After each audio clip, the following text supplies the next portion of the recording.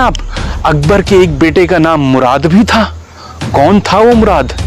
कैसे मरा था मुराद? कहाँ पर मरा था मुराद? हम इन सारे सवालों के जवाब लेने की कोशिश करेंगे इस एपिसोड में। कहा जाता है कि वो एक फकीर की बद्दुआ से मर गया था। कुछ इतिहासकारों ने यह भी कहा है कि वो शराब बहुत ज़्यादा पीता था, इसलिए मर गया था। बहरहाल इन सारे सवालों के जवाब हम लेंगे इस एपिसोड में।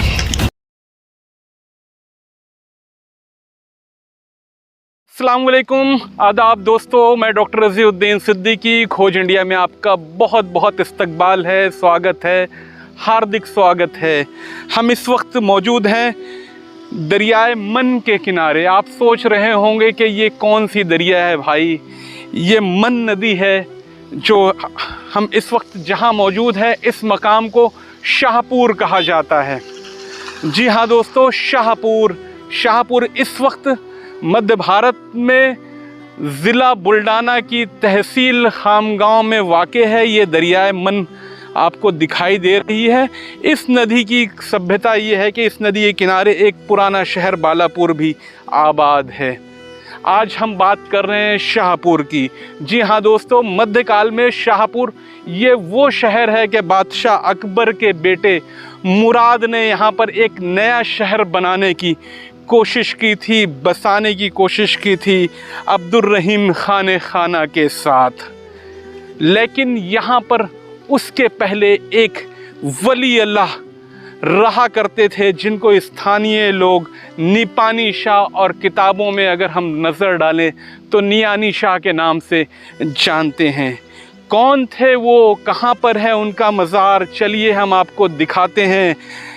दरियाए मन के किनारे आपका मज़ार मौजूद है। और क्या वाक़या था, क्या बात थी जो प्रिंस मुराद अकबर के बेटे के साथ कहते हैं कि एक बहुत दिलचस्प वाक़या पेश आया था। आइए चलते हैं उस मज़ार के पास, जिसे हज़रत निपानी शाह के नाम से वर्तमान में जाना जाता है, लेकिन किताबों में नियानी शाह के नाम से आता है। ये वो दरिया है जो आप देख रहे हैं, मन नदी।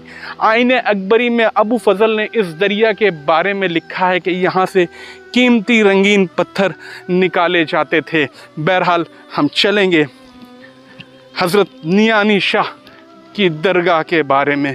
अगर हमको कुछ लोकल लोग मिलेंगे तो हम उनसे भी बात करने की कोशिश करेंगे।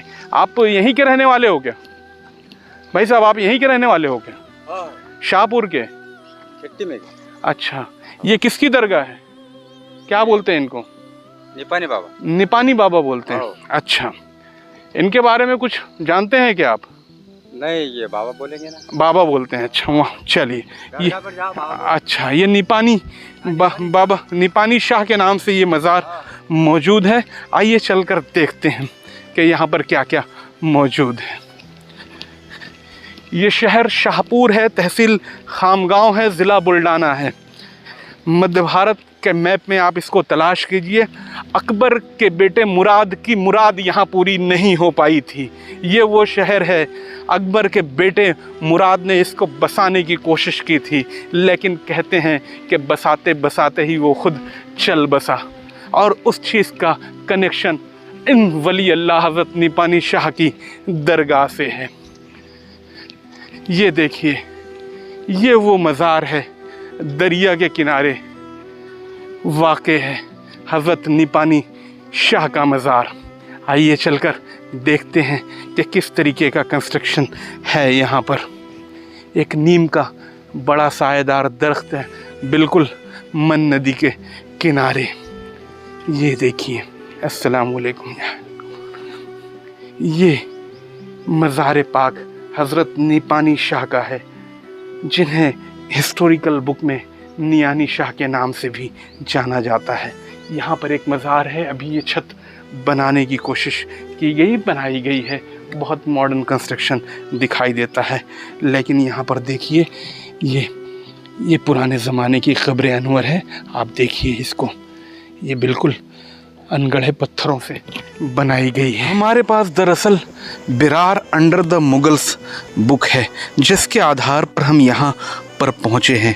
डॉक्टर यासीन कुद्दूसी साहब ने इस किताब में बहुत शानदार तरीके से इस सारे वाक़या को लिखा है। दरअसल यह किताब अंग्रेज़ी में लिखी गई है, लेकिन मैं इसका तर्जुमा आपको बताता हूँ। यहाँ पर मुराद ने जब एक नए शहर की बुनियाद रखी और ढेर सारी इमारतों की बुनियाद रखी, महल वगैरह तैयार करना शुरू किया, तो उसके पहले यहाँ पर एक मजजूब बुज़ुर्ग रहा करते थे, जिनके बारे में स्थानीय लोग उनको निपानी शाह के नाम से जानते हैं, लेकिन किताबों में आया है कि उनका नाम नियानी शाह था। उनके बारे में कहा जाता है कि वो पानी का इस्तेमाल नहीं किया करते थे, बल्कि कुछ लोगों ने तो कहा है कि वो कभी नमक का भी इस्तेमाल नहीं करते थे।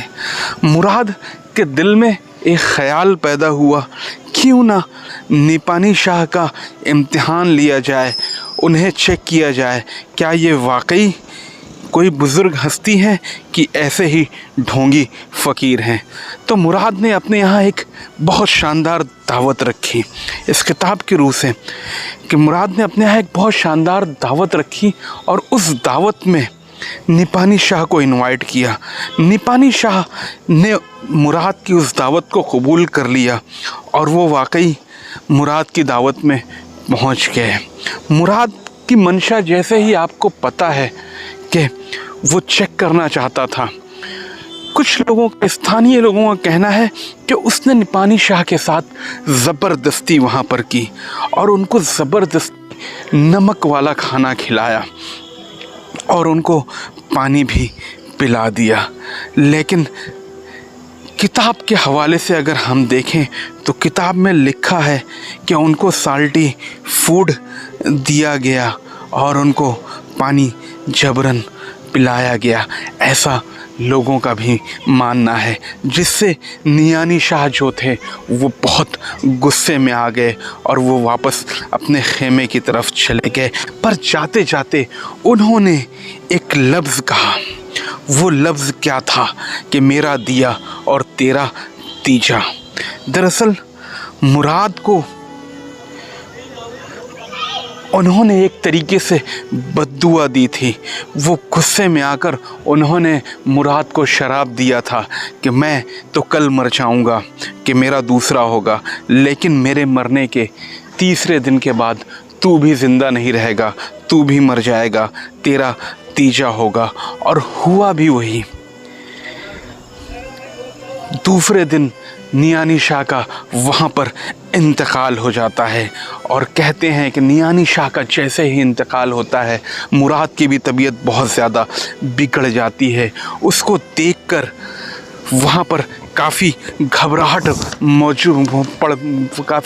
घबराहट पैदा हो जाती है। अब्दुर्रहीम खान खाना, सैयद यूसुफ़ खान, सादिक मोहम्मद खान, मिर्ज़ा शाहरुख खान जैसे सिपह सालार वहाँ पर मौजूद होते हैं।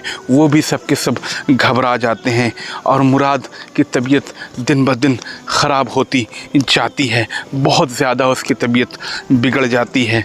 कहा जाता है कि उसको, कुछ इतिहासकारों ने ऐसा कहा है कि उसको डिसेंट्री की शिकायत हो जाती है और पेट में बहुत ज़बरदस्त दर्द रहता है। उसके दर्द को देखते हुए तुरंत कॉल किया जाता है अगल बगल के शहरों में। कहा जाता है कि उस ज़माने में एक बहुत बड़े हकीम वहीं आसपास कहीं पर थे, उनको ख़बर दी जाती है, उनको बुलाया जाता है। उस हवाले से आइए हम बात करते हैं डॉक्टर वसीम साहब से। कहा जाता है कि मुराद के इलाज के लिए किसी बहुत बड़े माहिर तबीब को उस ज़माने में बुलाया गया था। दिल्ली से उस वक्त में हकीम मिस्री बोल के एक माहिर तबीब थे जी, उन्हें बुलवाया गया था जी, मगर उनके पहुंचने से पहले ही मुराद फौत हो गया। अच्छा, मुराद का इंतकाल भी जैसा कि आपको बताया गया, डॉक्टर वसीम साहब ने बताया कि हकीम मिस्री के आने के पहले ही हो जाता है।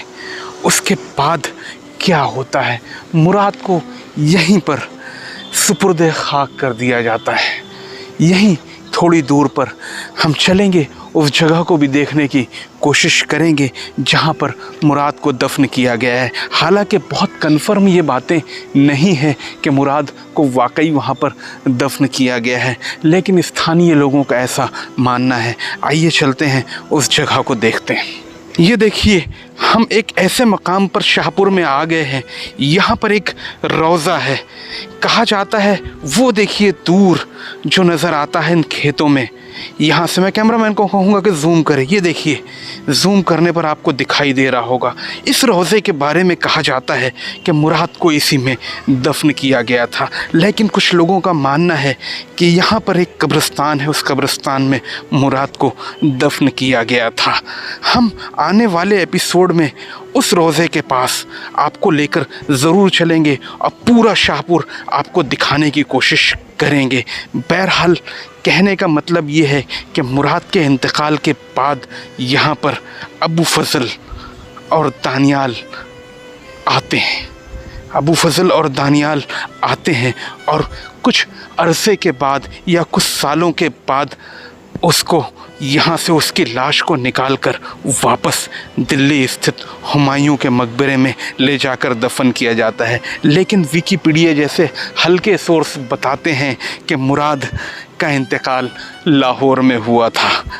आइए चलते हैं वापस हज़रत नियानी शाह की दरगाह के पास।